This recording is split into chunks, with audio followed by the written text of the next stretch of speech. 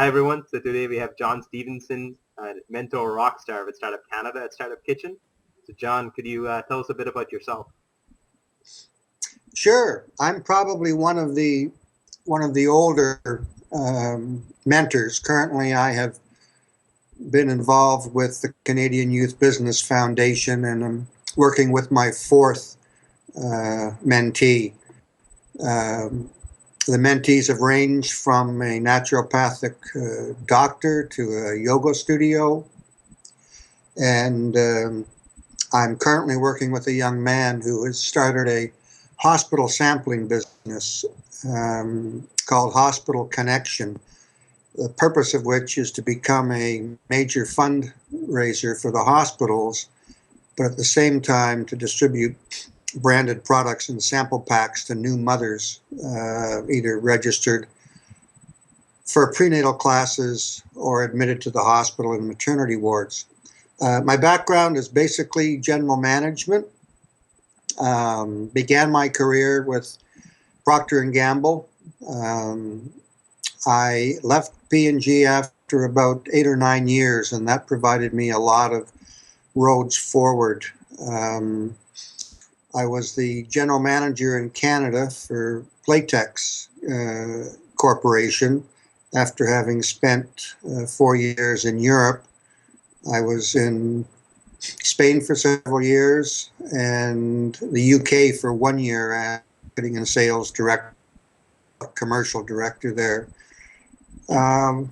Came back to Canada as president of the H.H. Brown Shoe Company.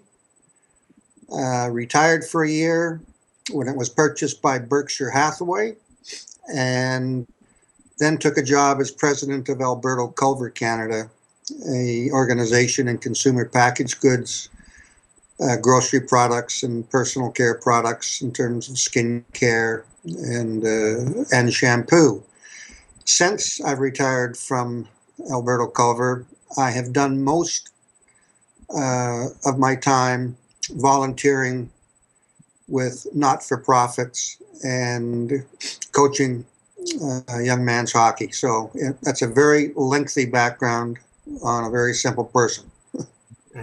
That's an extensive background experience. I'm sure that's an advantage when it comes to mentoring your mentees, I guess.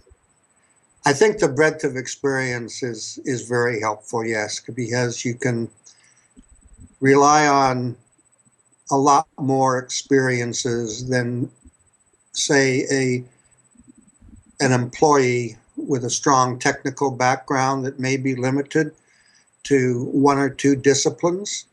I look at myself as someone who has a general point of view that might be helpful to someone, and not someone who can hit the nail on the head when it comes to specifics. I am certainly not up on the social media content that is so vital today in communicating what your business is about. And I certainly don't tackle, critical manufacturing issues and things like that, but try to combine them all together to help put together a operating business plan. That's awesome. So we've heard about the impact you have on your mentees' lives, but what sort of impact do you or your mentees have on your life? Well, I think they keep me young. They intrigue me. It's very interesting to interact with the adventurous personalities of young entrepreneurs. They add a certain amount of relevance to someone who otherwise would be spending his time on recreational activities, and it certainly keeps my mind active.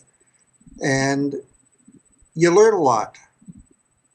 The young people that I have been fortunate enough to be associated with have always brought knowledge to our relationship that I didn't have before going in.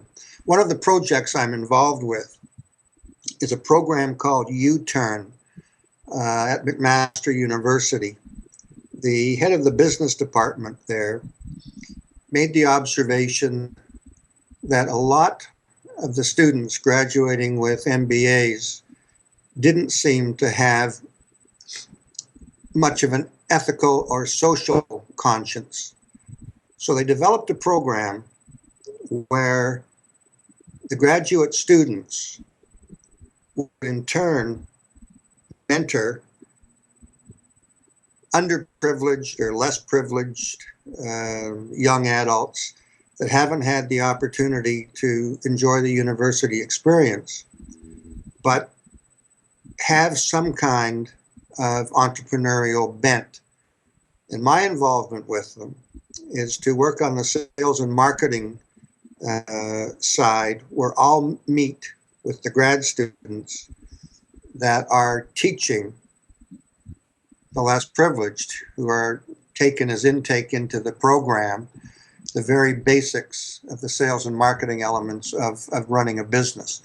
And it's great because you get to see the next generation learn a little bit about how they can contribute without compensation to people who don't have as much as they do.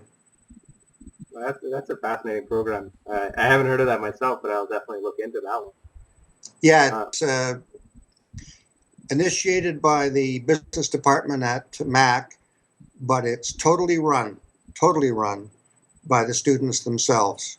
They put together the program, they put together the elements of the presentation. Someone will take charge of the accounting segment, someone will take charge of the operations segment, and myself and a few others are just there to guide them.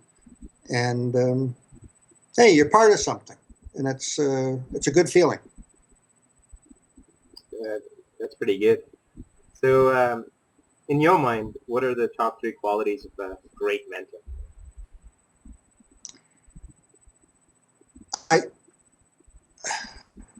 I feel the most important quality is to be a very good and patient listener. My experience has been that we all have significant egos, and we love to tell everybody what our experiences were and what the problems were and how we solved them. But when you sit back, sometimes you realize that, hey, this isn't helpful. Are you still there? Yes. Okay, I just lost your picture. You realize that you have to get a full understanding of exactly what the mentee views his business as being. In other words, listen and get a full appreciation for the difficulties that he or she is trying to address. I don't think a lot of us take the time to listen and understand what the situation is before we go off and make suggestions.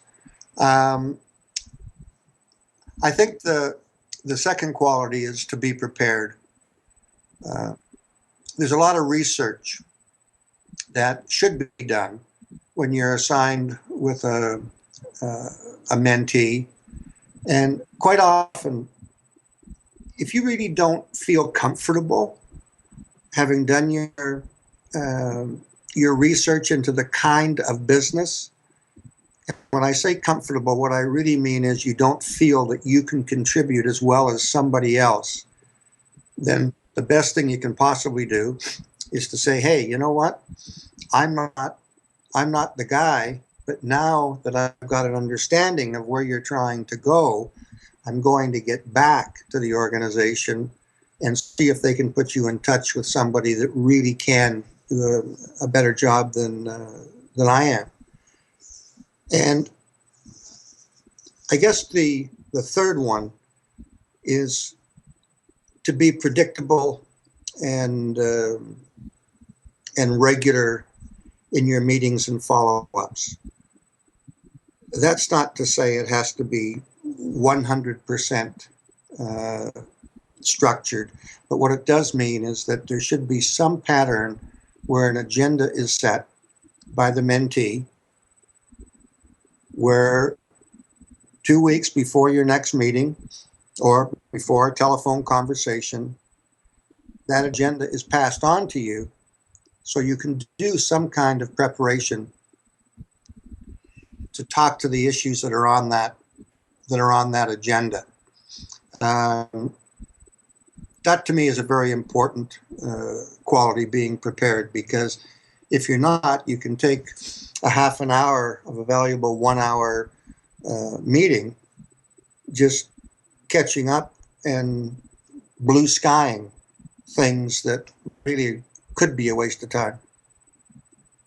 Cool. That's a pretty nice answer there.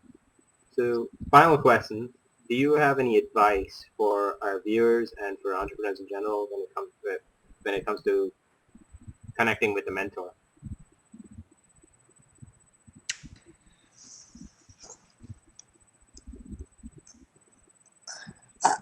I think the best advice that you can that I could pass on is make sure the chemistry is right. A lot of volunteer organizations, whether you're assisting an entrepreneur or you're a big brother or a big sister, a lot of us are afraid to say, you know what, I can't really help you on that. And it's important to make sure that right at the very beginning, there is that chemistry that says, you know what, I really do think that I can be of some assistance to this individual. And the second thing is, save your criticism of the business plan or their ideas in terms of how to solve a particular problem until you truly understand the situation. In terms of advice, I put it in quotation marks and I say, you know what, put yourself in the other person's shoes, right? And if you can't put yourself in the other person's shoes and, you know, kind of experience the frustration that they're going through as they try to overcome some barriers, then I don't think your mentorship is going to be as effective. A lot of mentors come from large companies where they've enjoyed the benefits of a steady income and government benefits and pension plans, etc. An entrepreneur is a very adventurous undertaking. They are profit shares in their business. They only get paid if their business makes a profit. And many mentors have never had that kind of situation in their life, and just intuitively can't understand the risk factor involved. And that sometimes can be a roadblock. That's probably the best advice I'd give someone considering being a mentor. Thank you, John. And congratulations on being a mentor rockstar. Oh, thank you very much. It was my pleasure to speak with you. Cool. Thank you. Bye-bye.